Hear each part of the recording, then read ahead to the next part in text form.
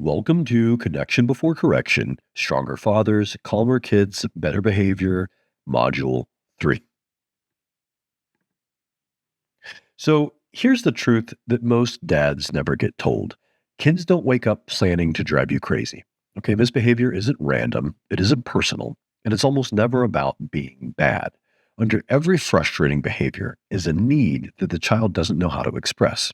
Now, in Adlerian psychology, we call these mistaken goals. It's a child's misguided way of trying to get something healthy, but going about it in an unhealthy way. Now, once dads understand the goal behind the behavior, everything changes. You stop reacting and you start responding. So, what are the four mistaken goals? They are attention, power, revenge, and assumed inadequacy.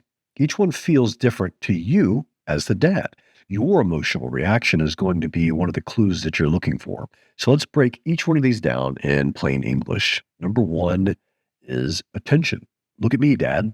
This child interrupts, clowns around, pokes, nags, escalates, all to get some reaction from you. Even negative attention is still attention. How it feels for you is irritated, bothered, pulled off task. You find yourself saying, quit it or stop over and over and over again. Now, the real need here is please notice me. Please see me. I'm afraid I don't matter unless you look at me. Kids who feel unseen will misbehave to get any version of connection, positive or negative. Number two is power. You're not the boss of me.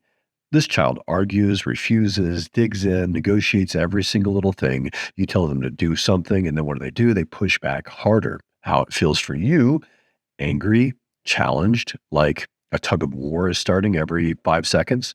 And the real need here is I need to feel capable. I need to have some control. I need to feel like my choices matter in this house. This isn't disrespect. It's a kid trying to feel powerful in the only way they know how. Revenge. I'm hurting, so I want you to hurt too. Now, this can be one of the hardest ones to see as a dad. The child might say something cruel or break something or push or hit or lash out in ways that shock you. Now, how it feels for you is deeply hurt, betrayed, or confused. And the real need here is I feel disconnected and I feel wounded. I need to know that you still want me. Revenge behavior is a neon sign that a child feels emotionally injured. Number four, assumed inadequacy. I can't win, so I'm not going to try. This is the child that gives up before even starting, even on things you know that they can do. Homework, I'm dumb. Sports, I can't. Challenges, forget it. How this feels for you: a little bit helpless, defeated, unsure what to do. What is the real need? I'm scared to fail. I need encouragement, not pressure. This child isn't lazy. They are feeling discouraged. So your feelings are the clues. Dads can't read minds, but you can read reactions. Your emotional response to your kid's behavior is a diagnostic tool. Irritated, attention. Angry or challenged, power. Hurt, well, that's revenge. And hopeless, that's inadequacy. Use your gut as a data point, not a trigger. This shifts you from reacting to understanding. So, misbehavior, generally speaking, is discouragement. So, Adler's entire approach can be summarized like this: misbehavior is a sign of discouragement. It means that the child has temporarily lost their sense of belonging, significance, or connection. They stop feeling like I matter and they start acting out, trying to restore that feeling in the only way that they know how. This doesn't excuse the behavior, but it explains it. And understanding is the first step towards correcting it. So you have to take on this behavior detective mindset. So here's your new job as a dad: become a behavior detective. Instead of asking, what's wrong with my kid? Ask, what does my child need right now that they don't know how to ask for? Some examples include: if bedtime turns into a nightly battle, your child needs more autonomy, not more threats. If they interrupt your work calls, they need your attention in meaningful doses, not scolding. If they become cruel after being corrected, they need reassurance that your love is still steady. Kids ask for love in sometimes what can be the most unloving ways.